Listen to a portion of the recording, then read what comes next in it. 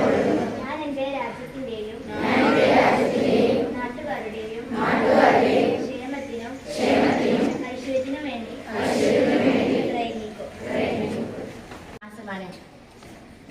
രണ്ടാം ലോക മഹായുദ്ധത്തിന്റെ ഭാഗമായി 1945 ഓഗസ്റ്റ് 6 ജപ്പാനിലെ ഹിരോഷിമ നഗരം അമേരിക്ക വർഷിച്ച അണുബോംബിൽ തകർന്നടിഞ്ഞു.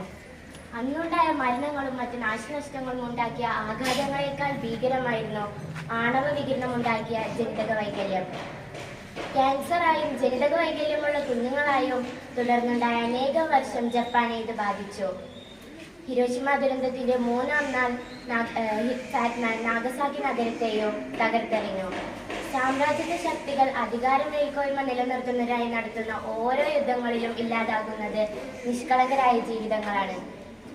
മറ്റൊരു മഹായുദ്ധത്തിനായി ലോകരാജ്യങ്ങൾ മുന്നിട്ടിറങ്ങാത്തത് ഇനിയും മാറാത്ത ധാരണ ചിത്രങ്ങളായി ഹിരോഷിമയും നാഗസാക്കിയും നമ്മുടെ മുന്നിൽ അവശേഷിക്കുന്നത് കൊണ്ടാണ്.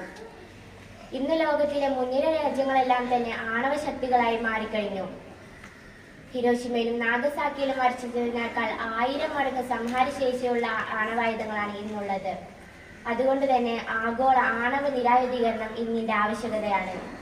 യുദ്ധം മരണമാണ്, സമാധാനം ജീവിതവും. ലോക സമസ്ത സുഖിനോ ഭവന്തു. ലോകത്തിലെ സർവ്വചരാചരങ്ങളും സുഖമായിരിക്കട്ടെ. നന്ദി.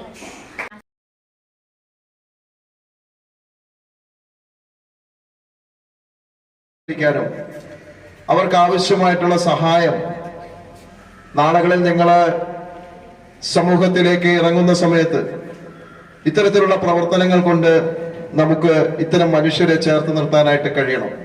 അപ്പൊ അത്തരം പ്രവർത്തനങ്ങൾ നമ്മൾ വിദ്യാലയത്തിലെ ഇത്തരത്തിലുള്ള ക്ലബ്ബുകളുടെ പ്രവർത്തനത്തിലൂടെ നമുക്ക് സ്വായത്തമാക്കാൻ കഴിയും.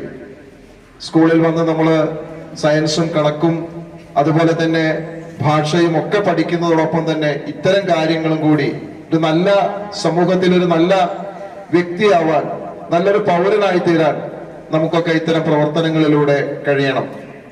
നേരത്തെ സൂചിപ്പിച്ചു, യുദ്ധം, ഹിരോഷിമ നാഗസാക്കി യുദ്ധത്തിലൂടെ അനേകായിരം മനുഷ്യരാണ് ജീവൻ നഷ്ടപ്പെട്ടതും അതിനുശേഷം ഒരുപാട് മനുഷ്യർക്ക് അതിന്റെ ദുരന്ത ഫലങ്ങൾ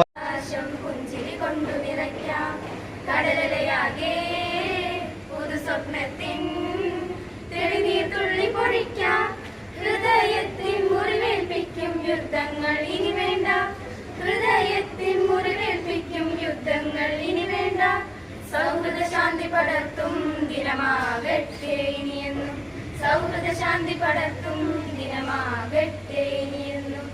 ഈ കാണും ആകാശം പുഞ്ചിരി കൊണ്ടു നിറയ്ക്കാം, ഈ കാണും ആകാശം പുഞ്ചിരി കൊണ്ടു നിറയ്ക്കാം. ലോക സമാധാനത്തിൻ ഇനിയും കരുതികൾ വീഴ്ത്തേണ്ട, മാനവരന്യോന്യം കൊലവിളി തേടിപ്പോകേണ്ട.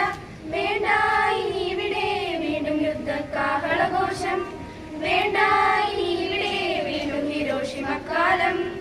ഹൃദയം കൊണ്ടെല്ലാരും ഒന്നായി പുലരട്ടെ, ഈ കാണും ആകാശം പുഞ്ചിരി കൊണ്ടു നിറയ്ക്കാം.